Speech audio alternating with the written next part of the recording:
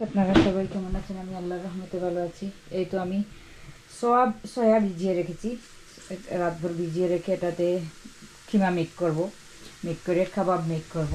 Soya kebab and মালাই কোরমার মতো। এই তো পেঁয়াজটাকে আমি এখন গ্রেট করে নিয়েছি, আবার ব্লেন্ড করা লাগবে না, এভাবে যদি গ্রেট করে নেওয়া যায়। সঙ্গে আমার বাদামগুলোও দিয়ে দেবো। এখন আমি তেল দেবো, পেঁয়াজের পানিটা শুকিয়ে নিলাম। ঘি পরে অ্যাড করবো, এখন দেবো না। মশলাটা রেডি করি এই দিক দিকে, আর কিমাটাকে আমি ব্লেন্ড করে নিয়ে সবগুলো ইনগ্রিডিয়েন্ট আপনাদের সঙ্গে শেয়ার করব, কী কী ইনগ্রিডিয়েন্ট দিচ্ছি। প্রথমে পেঁয়াজটা মশলাটা রেডি করি, তারপরে কাবাবটাও রেডি করব। কাবাবের কিমাটা রেডি।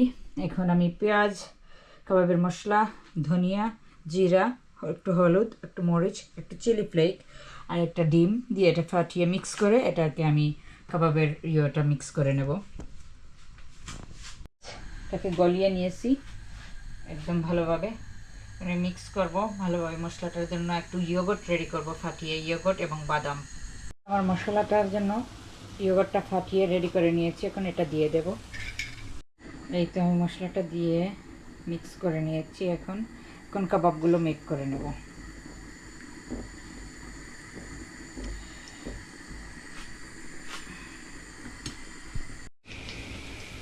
এই তো কাবাবগুলো করে নিচ্ছি। এখন সব এইভাবে কাবাব মেক করে নিয়েছি, ভেজে নিয়ে এটার মধ্যে আমি দেব। মশলাটাও এইখানে রেডি হয়ে যাচ্ছে। এখানে আর অর্ধেক ফ্রাই করে আমার কাবাবের এই মশলাটার মধ্যে দিয়ে দিয়েছি।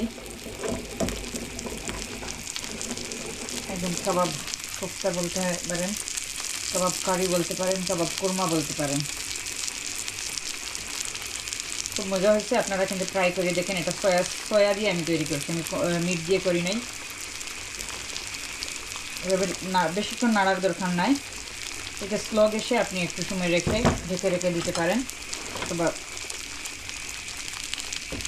মিট কিমা দিয়ে করলে কিন্তু আপনারা যেভাবে ইচ্ছা এভাবে নাড়তে পারেন। এটা সয়া এর জন্য একটু সফট হয়েছে। আমি কিন্তু এর মধ্যে কোনো ফ্লাওয়ার বা গ্রাম ফ্লাওয়ার কোনো কিছুই দেই নাই।